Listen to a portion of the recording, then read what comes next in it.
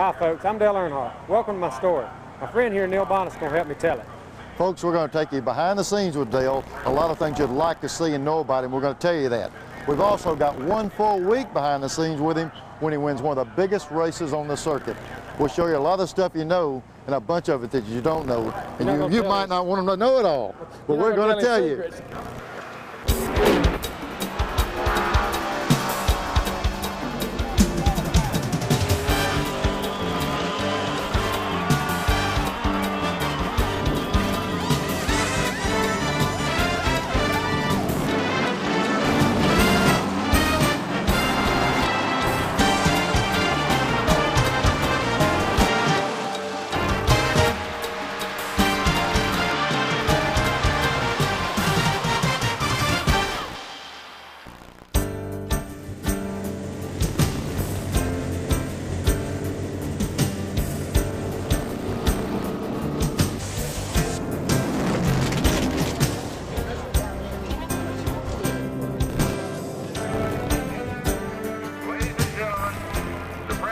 Of the United States, Mr. President.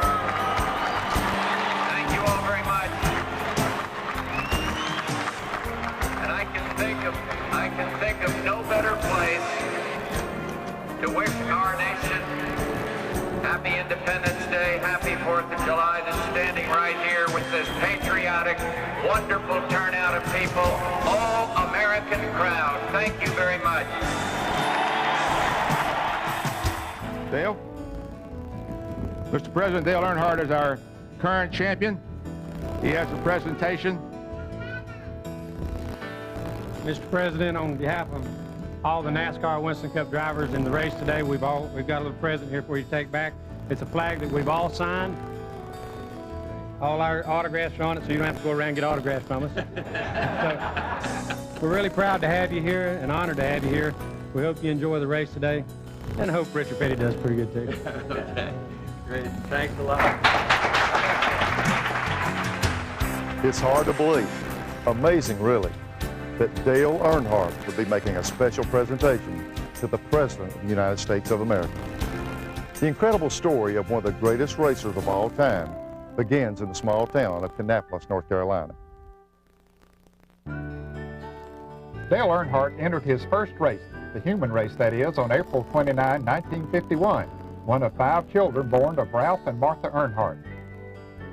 Dale grew up in this house in Kannapolis, just a few miles from where the Charlotte Motor Speedway stands today. Ralph Earnhardt built and maintained his own cars in a small garage behind the house. Nobody really knows how many races he won during his 23-year career on short tracks across the Carolinas. But when he rolled into town, he was the man to beat. And I can vouch for that. I had the good fortune of racing against Ralph Earnhardt for many years on the short tracks around the Carolinas and the southeastern part of the country. We would race many times, 4 or 5 times a week. His cars were always prepared to the absolute best. You couldn't catch him on an off night because he didn't have those. He was always up near the front. So if you beat him, you had to be the best that night yourself. But I've said many times that if there was ever a chip off the old block, it's Dale Earnhardt. What does it do for a guy to think that he started out as a Standing on a flatbed truck at the Charlotte Motor Speedway, yeah, watching Richard Petty. and here you are. It's amazing, really. You wouldn't believe it would happen to somebody from Kannapolis, North Carolina, from the cotton mill town. And my dad was a mechanic and a racer, and that's all I wanted to be, was a racer. And you know, dreams come true. Now his wife Martha, which is Dale's mother, of course, and my wife Martha were good friends, so they spent a lot of time together in the infield while we were out on the racetrack racing. And Ralph and I became good friends, but there were times when we would have some run-ins on the racetrack, but you couldn't stay mad at him. He was the type of a guy, he'd come up to you, even if he hit you and knocked you off the track, put his arm around you and say, "Ned, I didn't mean to hit you that hard going into that turn," and you just couldn't help but like him. And I'm certainly glad that I got to race against him. In 1956, Ralph Earnhardt won 32 feature events on 11 different tracks to claim the NASCAR Sportsman Division Championship. In 1989, Ralph Earnhardt was inducted into the National Motorsports Press Association Hall of Fame. Ralph Earnhardt was one of the first men to turn stock car racing into a full-time profession, and he lit a fire in son Dale that burns white hot today. Dale's childhood friend and Busch Grand National crew chief, Tony Urey. When he first started driving race cars, you could see it in him. It was just there. He was just like his daddy. He was hard to handle. I think his daddy knew he was that good. They used to practice the dirt cars, and Dale would run the modified, and his dad ran the sportsman cars. His dad would get him behind him and push him. He'd just see how far he could push him in the corner, see if he'd carry him in there too fast. He couldn't ever carry him in there too fast. I mean, it was there. Ralph Earnhardt never saw his devoted son win a Winston Cup race. He died while working on a carburetor in that backyard garage. Ralph Earnhardt was only 45 years old. But then after his dad died and Dale got into asphalt, started running asphalt at Hickory and all, he had a pretty hard time of it there. Well, as a matter of fact, first time we went to Daytona in '76, we rode around half the night trying to get sponsor money, collecting from people so we'd have enough money to get there. It was pretty rough at that time. Earnhardt moves in as if he wants to pass. Let's see if he'll take a shot at him right here. There they go into the back straightaway. Earnhardt looking for perhaps first place when they enter turn 3. He drops it down a little, comes to the inside. Baker is down to the inside, back there in the 4th position. Inside of Cale Yarborough on the front 4. Millisecond apart as they blast by at over 190 miles per hour. Donnie Allison's car, the report is showing some smoke. Number 1, Allison's car. The observers are vigilantly watching now as they fear he may be losing an engine. And they say now that it may be tire smoke off car number 1, Allison's car. Let's see if Earnhardt is going to take a shot at Neil Bonnett. Drops down inside, pulls up, goes for the lead. Earnhardt from 32nd position is taking the lead in the 59th lap, actually in the 60th lap. We're working. After years of struggling, Dale finally got his break when Rod Osterlund signed him to drive his cars for the 1979 season. In April of that year, he won his first race in just his 16th Winston Cup start. His family met him back at his father's garage to celebrate the win. Dale went on to win the Rookie of the Year title and stunned everyone, including himself, by winning the Winston Cup championship the very next year. What we were doing, we went to Ontario, California, the last race, racing Cale Yarborough and Junior Johnson for the championship. And really didn't realize what and was tried going to give it away all day long at the race. I mean, we made bum pit stops and got behind a lap, made a lap up, ended up finishing. Should have won the race, really. The car was running good enough to win the race. Ended up finishing 5th or 7th, 5th, I think. Yeah, 5th. And won the championship by just a few points. Cale beat Cale and Junior out and really didn't realize what we'd done. We'd beat the Masters out at the championship, and Richard Petty won it the year before, and here we are champions this year. And I was at the banquet as a rookie the year before, and Richard Petty sitting up there and said, you know, in the remarks when they present your trophy, said, man, I just, you know, hopefully someday I can be up here, you know, where Richard's at. Happened pretty quick, but no, there next year. And pretty exciting deal.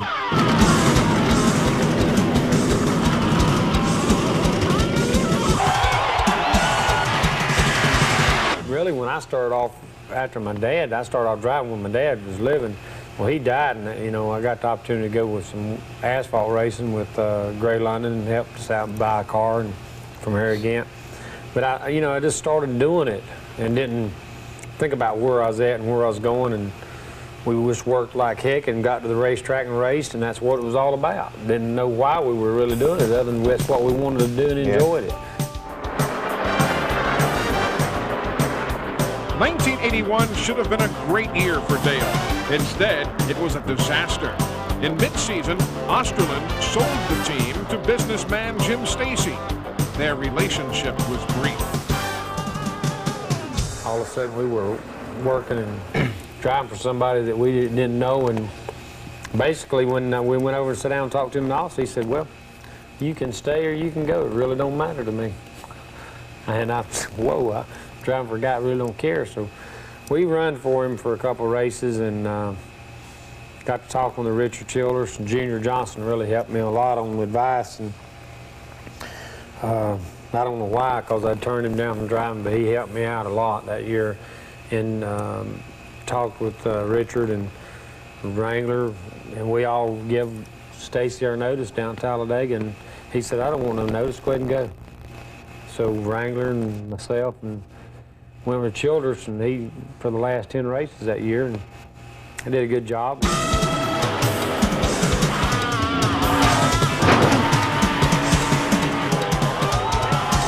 I know how when you race all the time, you get so involved with race car, that's the only thing you think about. When did you start thinking about the business side of it, the security side, the dealership, the farm and stuff like that? How did all that come about? The money side of it, probably about 81 when 81 I got custody of Kelly and Dale Jr. and they started living with me, and I just sort of got more responsible about things, started thinking about the future, what if tomorrow. In 80 I bought the house over at the lake, went dead over $100,000, and I thought, God, I'll never pay this off. Never owned a house before. And I mean, I've rented trailers or rented apartments. Here I am with $100,000. How am I going to pay for this thing? Racing paid for it, but I think that's when it sort of turned around on me. I started looking at trying to invest in the future. There goes number 15, back in front. The old tough customer, Dale Earnhardt, is back into the lead another time. Dale signed with veteran car owner Bud Moore for the 82 and 83 seasons, and old Bud has been in NASCAR's trenches for over 30 years and has the perspective that only a man who stormed Normandy on D-Day could have. I know that Dale was one of the most upcoming race drivers back then, so we figured, you know, well, he'd be a good driver for us. I know one thing, Dale is the most talented and most aggressive young driver that I have ever encountered in a race car. I know one of Dale's biggest philosophy after a few races he drove for me, and we got together on a lot of things, how to do this and how not to do. He'd always tell me, say, you fix the car, I'll drive it. And he'd drive it too. Yeah, well, he calmed me down some, but also if I'd get in behind somebody racing them and sit there and rode for 5 or 10 laps, okay, time to get the bumper to them. All right, you've been behind me. So they're holding you up, they're holding you up. He was rough, but he wanted to go. But I think he was that way just as much as I was in the car. I'm trying to be patient and trying to wait in the right moment, and he's wanting me to get on in there and get it. So it was two competitive guys that got together, and it was a lot of fun driving for him. But like I said, it was good for my career. When you got a guy like Dale and that's his ability to drive a race car and as determined he is to win the race, then he's hard to beat. When Dale was driving for Bud Moore, I'd already been racing against him for several years. I thought I really knew Dale, but then I found out we had more than one thing in common. Other than driving race cars, we both love to fish. Other than a race car, this is Dale's favorite place in the world. It's a 300-acre farm, and he built this fish pond, and he's having a new log home built. And Dale will take us through his home in just a minute. But right now, we got to get our hooks wet. We'll get the minions gonna crowd the bass now. Bumper to bumper. Catfish stay on this side, bass stay on that side. Can't wait to get that house done. Been working on it. Been working that thing on over a year now. You missed one over there. You should go back. I can't. You're the captain. You drive it. I know that Yeah, but I think you could reach that, can't you? Well, I'll just try it then. And if I catch one, you're going to claim him for showing him to me. Don't let me hook you. At least I've been hurt, I promise. I'll try not to hit you anymore like I did before. That one day we was a fishing, you knocked me out of the boat. I didn't mean to. Well, I wouldn't play like it hurt me, but it hurt. I kind of felt bad about it. I bet. I mean, I almost felt bad about that. Yeah. You were out fishing me real bad that day. Said, get out of my way. Tried to slow you down. Look out now, you're going to get bit.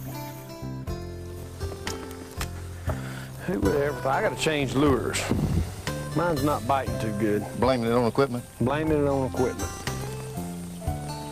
It's like when you lose, you had the wrong gear or wrong springs or something in. I got the wrong lure on. But I've enjoyed my life racing, and I think the The only thing that I'd change, went back in life is, of course, my dad was here to see it all, but you know, you can't change things like that, so you know, hopefully. Yeah, but you know, one side of it, Dale, just, you know, he accomplished a lot in racing, and now with the stuff you're doing, I think it really, people look a little deeper and see what he did and realize, you know, how successful he was. That's true. It brought a lot of light back on what your dad did accomplish. Yeah, I'll tell you, a couple years ago, they put him in the Hall of Fame down there at the Darlington. That really was a neat deal. That was a pretty neat weekend. Ended up winning the race Sunday, too. You know, I think that's like today. I mean, we've won 5 championships and we've accomplished a lot, but still, I mean, I still get in that race car and get after it and get as excited about it as I did the first time I drove it. So I don't think I've lost any drive or fire about it. And wouldn't you know it, I catch a fish and my so-called buddy throws it right back. Yeah. Ain't got a camera, so we can't take a picture. Richard Childress is an amazing success story in his own right. He raced for 12 seasons on the NASCAR circuit, and though he never made it to victory lane racing his own cars, he's been there plenty of times as Dale Earnhardt's car owner. When Rod Osterland sold his team in '81, Childress made a decision that would make racing history. Well, you know, I talked with some of the people at R.J. Reynolds and told them, you know, I could see the trend coming with the car owners coming in. I couldn't afford to keep running my cars, so at that time they had mentioned, one of them had told Dale about my situation, so it was just timing was all it was. That, you know, at the time, you know, I was kind of wanting to become a car owner, and he needed a car to drive, and I had it, and we did real well those first races, and about halfway through it, you know, he had to make a decision where he was going the next year, and I just was truthfully, I said, I'm just not set up to run a championship driver right now. I said, maybe someday it'll turn around and we can get back together. And he told me the other 2 options he had, and you know, he asked me what I thought about it, and I told him, you know, at that point, the 2 that he had, Bud Moore would have been the way I would have went, you know, being I was a current driver at the time. So it turned out to work real good for him. While Dale was racing with Bud Moore, Richard Childress was building his team. Ricky Rudd won twice for Childress, and even though Junior Johnson showed interest in Dale, Earnhardt rejoined Richard Childress for the '84 season. You know, we stayed friends through the whole 2 years that Ricky drove for me, and you know, it was real good having him with me, and I think Bud did Dale some good, and it was just a good situation for us that 2 years. And you know, for him to come and drive for us in '84 and '85, you know, we knew we were under the gun because he did have a top ride offered at him, and we had a lot we had to prove. And with Junior Johnson's car, you know, it was a proven winning team at the time. $36,000 at stake, and Dale Earnhardt, who's been outside on this race, the Atlanta Journal 500, is about to step into victory lane. He's out of turn number 4. Coming down, checkered flag is unfurled, and Earnhardt takes it home. Dale Earnhardt is victorious by just about a half-second over Bill Elliott in second place. A very happy crew for Dale Earnhardt and the Richard Childress people. In 1984, Earnhardt and Childress combined for 2 wins and finished 4th in the point standings. In '85, they won 4 races, but their business relationship was at the proverbial fork in the road. Yeah, I guess it was in '85 was probably the toughest year we had ever had, you know, together. I think we lost 11 engines, and we came back from, I think it was Pocono. We had just lost an engine up there early, and he rode back, and, you know, we talked about it, and I said, look, I said, at this point, I said, you too good a driver to be out here falling out of races and not being competitive like we've been. And I said, you know, I'll let you out of your contract. You need to be driving for somebody else. And he told me, he said, no, I'm going to stick it out. He said, we're in this thing together. We're in it as a team. We'll fix it as a team. And it was the best thing that ever happened for us. In 1986, Dale Earnhardt took 5 checkered flags. Even more impressive, the team finished in the top 5 23 times. All the hard work and unrelenting consistency paid off. Dale Earnhardt won his 2nd Winston Cup title. And when we did win another one in '86, it meant sort of realized what really was going on, you know, and why I was in Winston Cup racing, why I wanted to race so bad and wanted to win so bad. It's, you know, it was really fun to win that '86 championship, knowing it wasn't a fluke the first time I won it. You know, everybody say, oh, well, it's a fluke. You just lucked into that deal. They're not never going to get another. Now we're 5-time champions.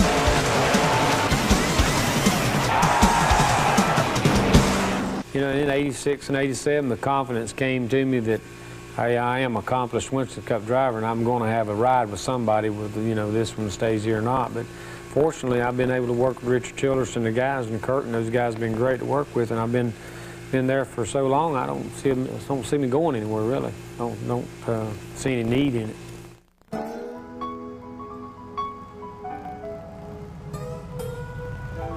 If he's not at a racetrack, you'll find Dale at his farm. He gets there before the sun comes up and spends every spare moment he can there.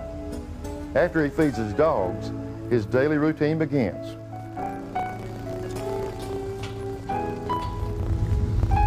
My daily deal right here, riding the farm first thing in the morning, check the fence, make sure everything's all right, everybody's all right, all the cows is okay. Everybody had a good night's rest.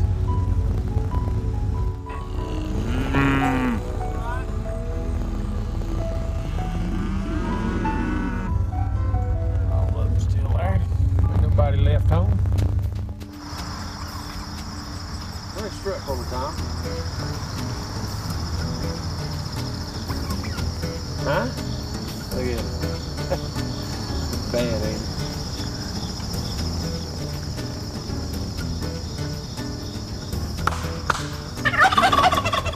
After Dale is finished checking on his animals and his property, he heads back to the shop to discuss the day's work with his farm help. Hey, I done knocked it over one time, set it back up, and it was unscathed, it still works. Set up. Jason comes along, knocks it over, and jerks the wire loose.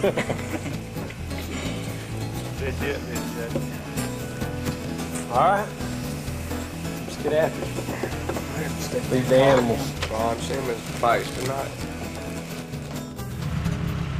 Hey, don't think Dale Earnhardt is sitting in his air-conditioned office while everyone else is hard at work. The guy just loves to roll up his sleeves and sweat.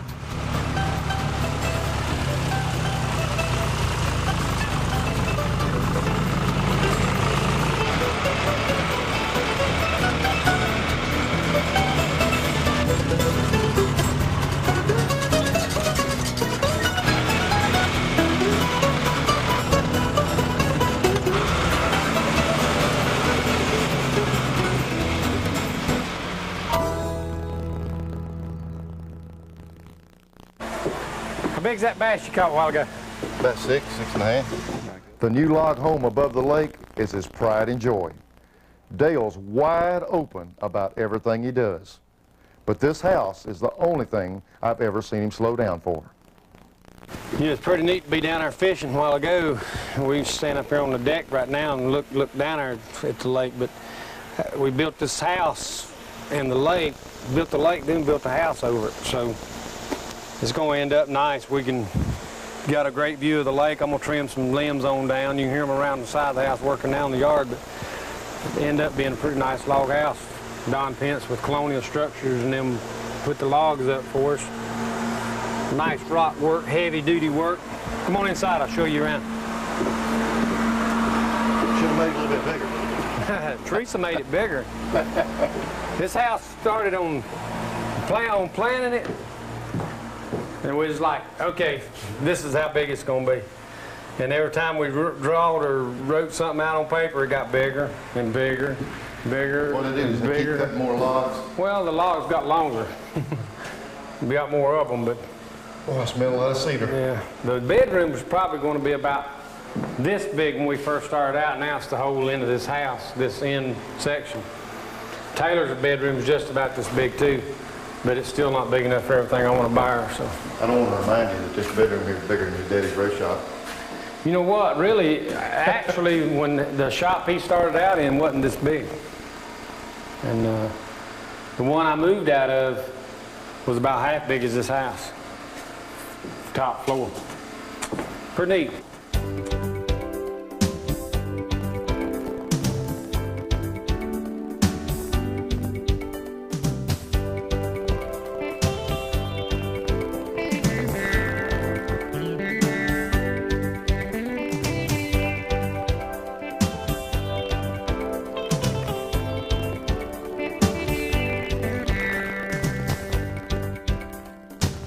Dale's new home is the result of years of hard work and dedication. Today, he has the opportunity to slow down a little bit and enjoy a late afternoon horseback ride with his beautiful wife, Teresa, and their daughter, Taylor Nicole.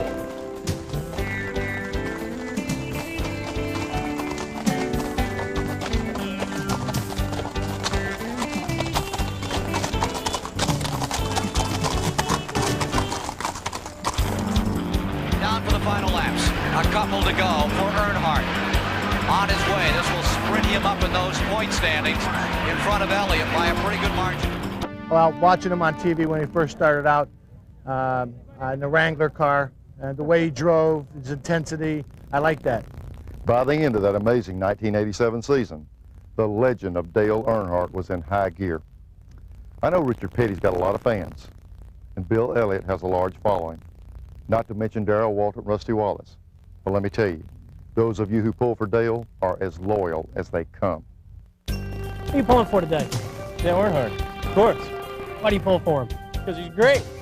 5-time champion. Excuse me, who are you pulling for today? Oh, Dale Earnhardt. Without a doubt. Why do you pull for Dale? He's the best driver out on the track. But why is he your favorite driver? Just because he drives. He drives. He's the only one out there that's aggressive enough to do it every weekend, no matter what kind of car he's got. He's intimidating. He's a man to beat. I just like him. Unbeatable. Dominant. Dale truly appreciates his fans. And many of you stood in that long line to get Dale's autograph. Let me show you what it looked like from Dale's side at one of those autograph sessions. All right. Thank you. Thank you. Happy birthday. Thank you. Okay, there's your postcard right there. All right, lay it up here. Took her an hour to get here, and the line's doubled since then. Cause that's where the end of the line. That's where the end of the line is at. Good luck, Sunday. Thank you, man. Appreciate you coming out tonight. Smile. Smile. Look at the camera. Say, Mommy, snap away. Where'd you get that red hair at? Thank you, man. Appreciate it. All right. Baby done wet on me, Lord, Lord. You can have that for spare. Look out now. Wait a minute. Make me nervous. Any more of that chewing gum? You get in, I'll load the wagon. Where we at? What position we in? How you doing, cutie pie? I hate to sign your driving license. Hey, how you doing, man? You doing okay? You've been through line one time already before. Yeah, it is. Who are you? Why, heck yeah. All right. Race fans are the greatest people in the world. And they love you, they hate you. I mean, they ain't much in between. No, when you're racing hard and you're aggressive and you're young, you come in here and you start beating some of the guys they've been pulling for all these years, it's tough on them. But I think the race fans over the years have become to learn Dale Earnhardt like he really is, like I am here, away from the track. And they know when I sit down at a race car, I'm going to drive a race car and give them a good show or a good race. I'm just like Richard Childress. He's built that race car and put 100% into it. I'm going to give him 100% in that driver's seat. Yeah. And if it means getting in there in a tight situation, I can do it. Spot in, way out.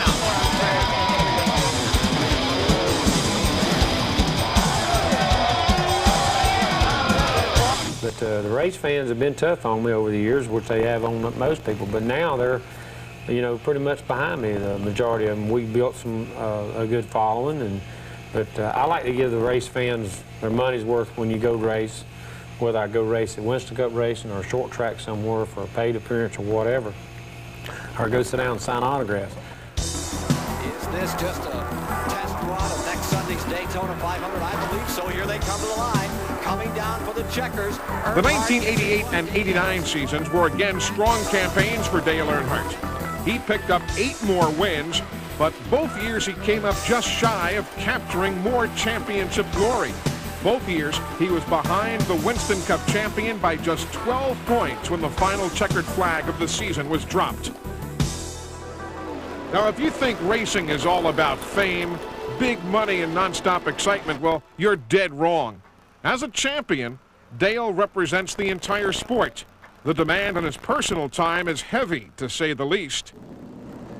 Between the sponsor, the time I spend with the race car itself, 3 days a week, and maybe probably 20 days a year testing, and then the time you spend with the sponsor is about 20 days a year, and then the time you spend with your businesses, you know, is a lot of time.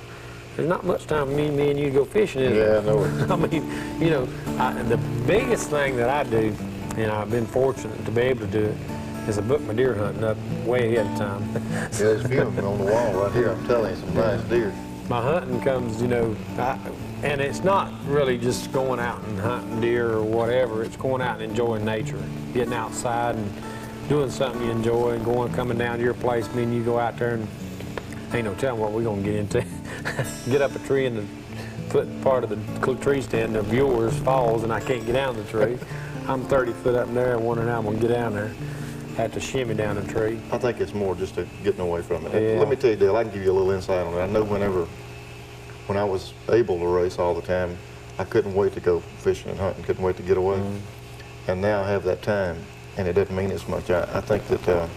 No, I think it means as much. You just wanting to go racing more well, than that's you what used I'm to. saying. The racing thing meant so much to me. You're just getting too much hunting and fishing. Maybe. That's true Miss Six thing right here, though, I tell you. But it's and that touches on another thing in racing.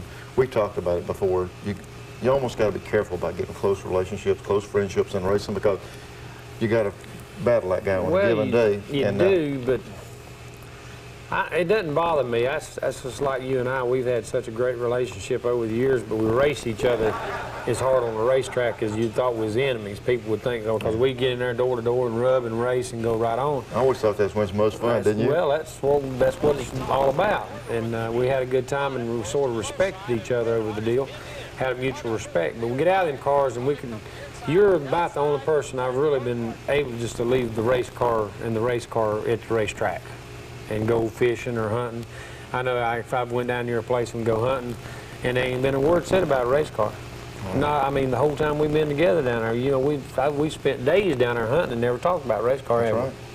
And it just seems we've always had that understanding, and it's always been fun to go do stuff with you, or you come up here and do stuff, because the race car was where it needed to be, and we were where we needed to be. Now, you know, we got some things planned, like we tested and stuff. We sit down and talk racing. But we've been able to race and put it away and go on. But Earnhardt challenging for the lead. This in lap 169. He's back in front. Earnhardt, number 3, back for first place. Dale went hunting another championship in 1990 and bagged his prize. There was no denying Earnhardt after 2 years of runner-up finishes. Dale was nearly as dominant as he was in 1987. He won 9 times and set a single-season record, bringing home over $3 million in prize money. Dale and Mark Martin staged a classic duel that went down to the final race of the season. Dale won his 4th championship by 26 points. 1991 was another season marked by unfaltering consistency. Dale notched another 4 victories, but the key to the season was 21 top 10 finishes. It all added up to his 5th national driving title, just 2 shy of Richard Petty's all-time record of 7 championships. White flag is out. Rudd goes to the inside, makes his move. Ricky Rudd of that Waddell Wilson Power. Here comes Earnhardt back on the outside. Ricky Rudd hangs her low. Wallace looking on from about 4 car lengths back straight away. Earnhardt has the advantage into 3. Stays high. Here comes Rudd. One more try. Pulls up on the inside. Down they come to the line. It will be Earnhardt's 49th Winston Cup win by less than a car length over Ricky Rudd. It seems fitting that Dale's 18-year-old son, Dale Jr., has started to race now. Just something I've grown up around in every aspect, and it's really something I enjoy and something I want to do for my whole life. It's something that you can really get excited about, and I know you probably feel the same way. You get so excited about it, then they go out there and they race one night and they get in an accident or tear the car up or something, they come home and you're mad about getting the car tore up as they are and heard about it, And I sort of get aggravated with my guys because Kerry and Dale Jr. is they tear up their car and it's not really, I don't know whether they don't seem as interested as I did when I was starting. About fixing it. About fixing it. Yeah. It's fired up because usually I tore mine up on Saturday night. I done had it tore apart on Sunday and was putting it back together on Monday. Yeah.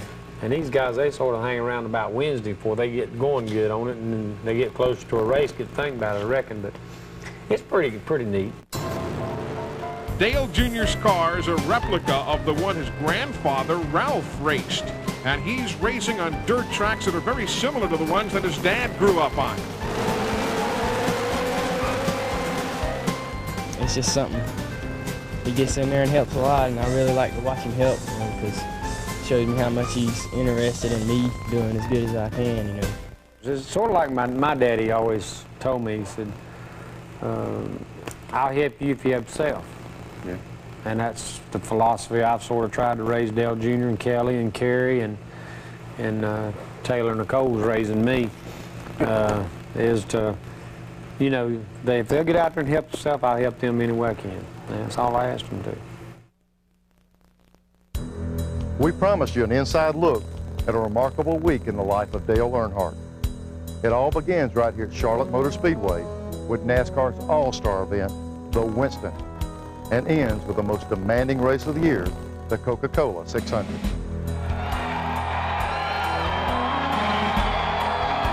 NASCAR's equivalent of an all-star game is the Winston.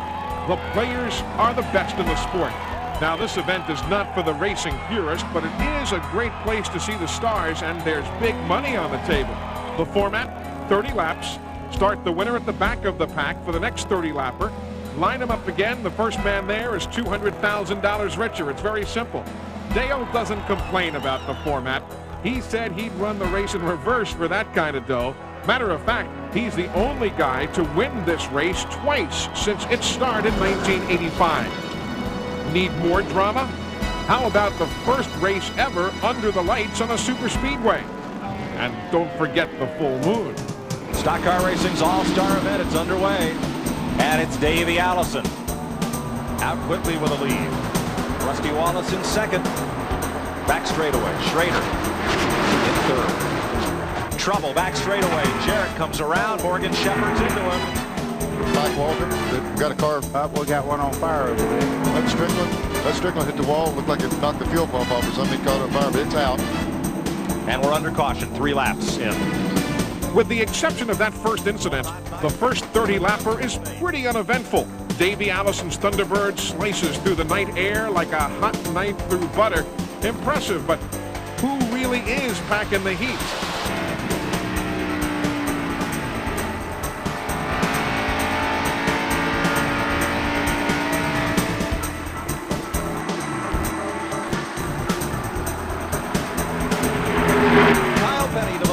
And Richard Petty coming right in behind him. Richard got around Dale. Here comes Dale back on the inside. Earnhardt right back, and Ernie Irvin is there. The last lap. Out of turn number 4 for $50,000. Felix Sabates, Mellow Yellow Pontiac. Kyle Petty gets 50 grand. Ernie Irvin, $15,000 for second. Dale Earnhardt for third. Margin 1.78 seconds, first to second. In the next segment, they will start straight up. The moment of truth has arrived. Even the men who built these cars don't know who's got the upper hand, but now it's time to read them and weep. I tell you, that damn cow's stone. Now, let's see how strong Kyle is in the corner if he can get away from Earnhardt. You better watch this 28. I'm telling you, that car is accelerating. Earnhardt took the lead around Kyle, but there comes the 28 up the inside like a rocket. With nobody to drive with, he's going to pop up into second place. Stay tight, baby. Stay tight, baby. Drive her hard, wide open every lap. Come on, baby. Come on, baby. Come on, baby. White flag, 1 lap to go. He's going to get a shot at him.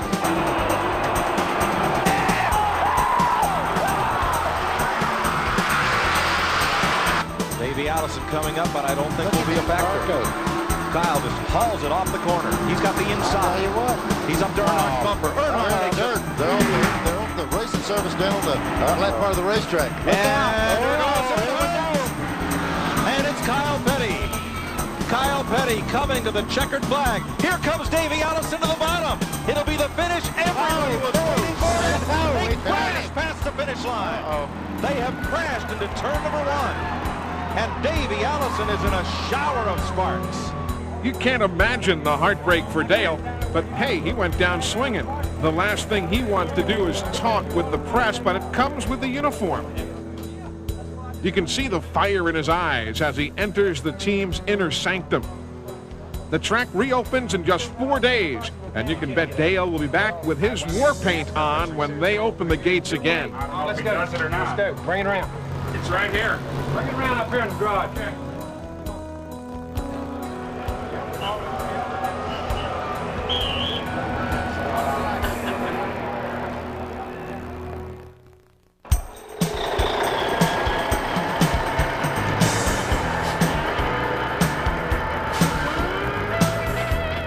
Whole day. Sleepy mechanics unloading, setting up. A routine they've gone through 1,000 times. Capturing the pole at Charlotte's a big deal. You get to puff out the chest with all the corporate hotshots in town.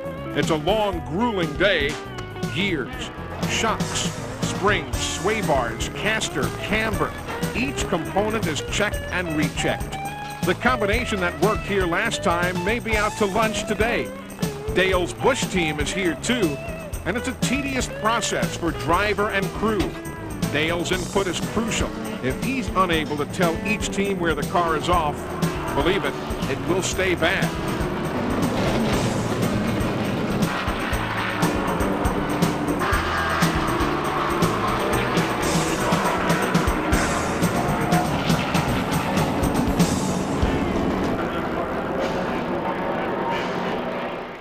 Nobody likes the technical inspections. The NASCAR officials pull out their magnifying glasses while the mechanics do their best to look like choir boys. Cheating? Nah. Call it creative engineering. But by the time they line up on Sunday, they'll all be legal. Can you imagine being interviewed while you're trying to do your job? Stop and answer 20 questions before your big presentation with the boss? Sign a few autographs along the way?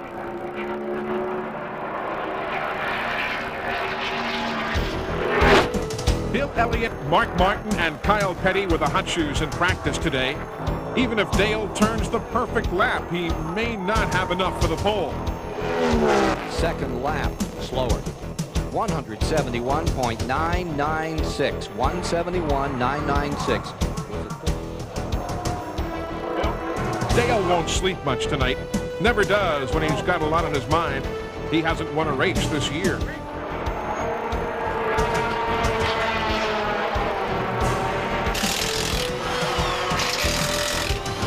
This week has gone from bad to worse. He can't get his Winston Cup car out of the mud, and now NASCAR drops a bombshell. The type of motor they've been running in the Busch Series is unacceptable as of today. Weeks of preparation are thrown out the window.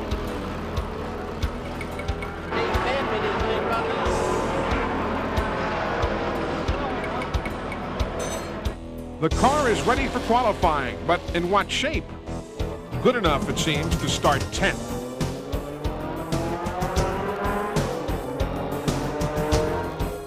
When you buy a ticket for any race that Dale Earnhardt lines up in, it's a given that he'll be at or near the front. But on this Saturday afternoon, that motor change has Dale and his crew chief Tony Eury just rolling the dice. Shuffle. These guys with the Fords, they're concerned about him getting away, and they're going to try their best to hold him back as much as possible. Chevy puts it right out in front. Going to the top. There's Jack Sprague on the outside from Spring Lake, Michigan. Look at Earnhardt coming up from 10th spot. They do a move on Phil Parsons on the outside. Trickle made a strong move inside, got under Earnhardt, and when it did, moved Dale up enough that Jeff Gordon got under him also. Looks like he's going to be able to clear Dale and get back. The Ted Condor car. Dick Trickle at the controls looking good, and here's Jeff Gordon wheeling right back into that Baby Ruth Ford, owned by Bill Davis, fighting with Earnhardt back straightaway. we've got a big incident in turn 2 developing. Cars going every direction. Saw Nemechek get hit front. His steel car is still coming. Oh, man, get him slowed down. 4, perhaps 5, 6 cars involved in this crash that's taking place in lap number 26. Otis is a little tight going into the bit, so we might take a little bit of puller out of it. Even Mike probably take some bite out of the yard. More. Tight getting in, loading that bar. I tell you, on that halfway where you unload that bar, might help at it. All right. Let's see what the chassis does on these tires on out through this run. And then halfway we can think about unloading that bar a little bit. Okay. Mark started out run 3280s. Last 30 run 3310s. About the same thing as running. Good Mark. The fans may not know it, but they are watching a classic Earnhardt performance. He's down on horsepower to the front runners, but through sheer force of will, he's keeping that black number 3 in the top 5. Look at Earnhardt come right back up in there. This is a great race. At the midway point, the teams are allowed to make adjustments to the cars in a 15-minute break. Dale's virtuoso performance has him third at intermission, but unless Tony can magically put some more muscle under the hood, victory may be an impossibility, even for Dale. They beat me down the straightaway so bad it ain't good for them.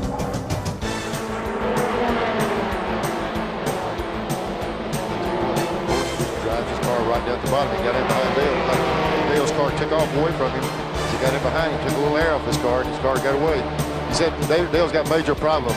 He stopped it. Something happened to him. The 3 car way off the pace in the main straightaway.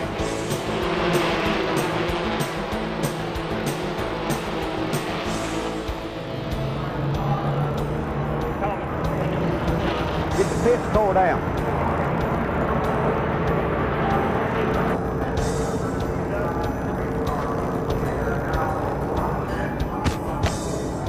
We made the only car we could make. We didn't have nothing no better. Well, we broke something in the engine, not exactly what, but sure what, but that's the way it goes.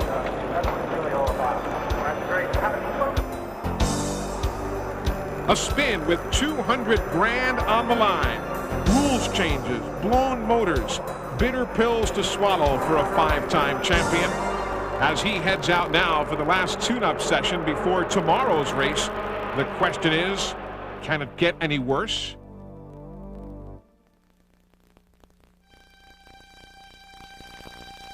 Dale's immediate family has gathered in their condo high above the racetrack to see if he can turn around this dreadful week. Dale makes his way to the garage area with Teresa and takes in the pre-race show. But you know his mind is on one thing and one thing alone, the 600 miles he must run. We've been here for 2 solid weeks. All the big hype, all the motors, the Winston, all the practice. Look at this mass of humanity running around here. I'll tell you what, Dale Earnhardt's fixing to get in his best element. He's fixing to climb in that race car right there and go 600 miles. Nobody will be bothering him for a little while. I'm going to slip up to the booth and see what happens. Hey, man.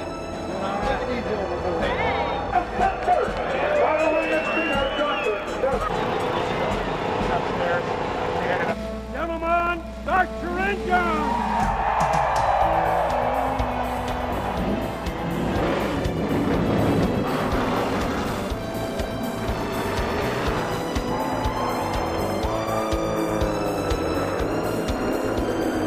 We're ready for the Coca-Cola 600. The start is going to be very critical in positioning early in this race. You get shuffled back. These guys will race real hard on this first lap to get a good starting position. Everybody clear through 1. The back straightaway for the first time on this 1.5 track. And a move on the back straightaway as they stack up. Here's Ricky Rutt going to the lead at the bottom of the racetrack. This race is such a contradiction for the racers. They must drive hard to avoid falling too far back, yet save their equipment for that final 100 miles. Yeah, there's Sonny Irvin. He's going to be battling for all he's worth to keep Rusty back there because another caution flag's going to. If he keeps doing this, you're talking about a 600-mile race. He realistically has got a chance to work his way back in. If he's running big wreck at 3 and 4, cars going everywhere.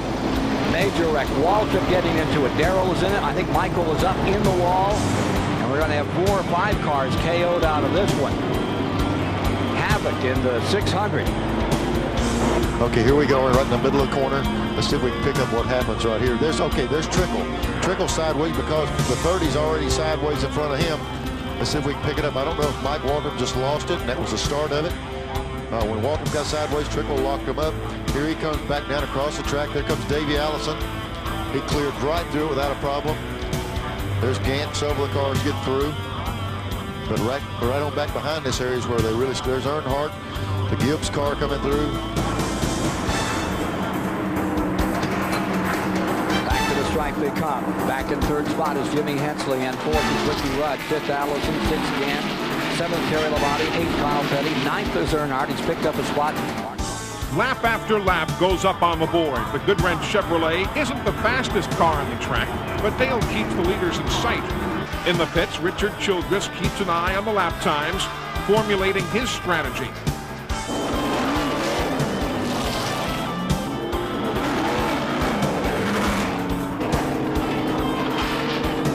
Dale and the team keep digging. Each pit stop, they get the car a little bit better, and Dale keeps driving his heart out. 8 days of frustration may be coming to an end. 500 miles down and a grueling 100 miles to go. It appears to be a 4-horse race between Kyle Petty, Ernie Irvan, Davey Allison, and Earnhardt. Back up front with the leaders at lap 340. Now they're racing. Did you see the 4-car of Ernie Irvan? He knows he needs to get around Kyle. That time Irvan was sideways coming off the second turn. He drove the car so hard off too, he had his car sideways. Best finish in the 600. Fifth back in 1990. Here he comes on the charge. Kyle Petty trying to hold on. Meanwhile, hiding in the weeds. Number 3, Earnhardt is still a major factor. Here's Earnhardt, somewhat further back on the field, but he isn't out of this thing by any stretch. The pressure and the blazing Carolina sun have taken their toll on the crew in the pits. They will be called upon to help write the final chapter of this race for Dale Earnhardt. Here they go into third turn. We'll be able to tell right here, Ken, if these guys are going to come in. This could be a bad deal for Ernie Irvan. He wanted to pit right then, but the 21 car was under him, and he couldn't get in. He was going to pit with Kyle, but he got moved out. He finally got in, but it really cost him some time. Let's go to Randy Penberg. Well, I'm waiting out for Kyle Petty to come in. He's in. The most critical thing here on this pit stop is that the gas man, Richard Bostic, get both of these 11-gallon fill tanks in this car. The first one is in. They toss the other one over the wall. Robin Coverdon comes around to the left front. The jack goes up on the car. Left side, this is a quick pit stop so far. Second can in again just to make sure it's full. Kyle Petty drops it away. A great pit stop. Looks like 2 great pit stops, Randy. Well, Ernie Irvan didn't have quite as great a pit stop. It was almost as good a pit stop, and they got all the fuel in as well, and the 4 tires went on well. No problems with Irvan, but he's going to go out where he started, second. Earnhardt is pitting number 3. He slides it to a halt. Watch this stop by that Richard Childress crew, Kurt Chalmerdine and company, putting them through their paces. It's going to take 2 laps for us to be able to tell what kind of stop Dale has compared to theirs, because it's going to take him a while to get back up to speed. For a race fan, it's poetry in motion. 4 tire change, less than 20 seconds. Tank of fuel, and the car comes out. The pit crew pulls off a clutch performance, as good as you'll ever see, and now Dale must wage war for 50 nail-biting laps. It was Earnhardt's pit stop and the work of his pit crew that has given him the advantage. It was a brilliant pit stop. We're going to give you another opportunity to enjoy what race fans truly call poetry in motion. Watching that 3 crew when they did the job that has put him into the lead, not on the track, but in the pits. Now there's the interval. There's the 3 car. There's your second place car, Kyle Petty. There's a lap car in between, first and second. And then the yellow car. That's Ernie Irvan, the Kodak car, running third. It looks like Dale through 1 and 2 is really good, and it looks like the 4 car of Ernie Irvan is better in 3 and 4. So Dale's got to get through 1 and 2 good, because he loses just the least bit of ground right here in 3 and 4. So it's kind of here's Irvan right back on 4. Here's that lap car. We'll see if Labonte gives him room, or he's racing for positions up there. He's still in the hunt himself with some other cars. It's going to be hard for him just to pull over and let him go. Both of these guys have earned their soul. Earnhardt, a little loose, have earned their stripes, running all those short tracks. Here they come down for 98 this time by. Eddie Hinton wrote years ago, when you win for decades on the Saturday night bull rings, you may not get famous, but you prove you're a man. You're respected by your peers deep down. You see it in their faces, hear it in their voices. And then one day, you are there. Here's some of this lap traffic we're talking about. They cleared that car without a problem. 2 laps to go. They are here at Charlotte, the mecca for Winston Cup stock car racing.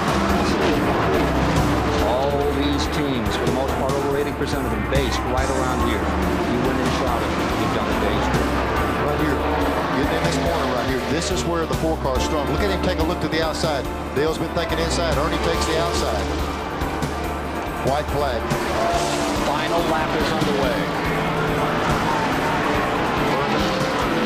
Settles down in 1. He's got one more shot to take. It's Dale Earnhardt in front. Remember what happened to Earnhardt just a week ago on Saturday night with $300,000 at stake when he came to turn 3. Rod's away. He got a good lead. He got a good jump off that corner. That was Dale's end. This is the end for number 4, Ernie Irvin. He's better in this corner. But it looks like he drove it in there. Car got up a little high. Down to finish the 33rd annual Coca-Cola 600. And by 3 4-car lengths, Dale Earnhardt has come home the winner of the Coca-Cola 600 for the 2nd time in his career, his 53rd Winston Cup career victory.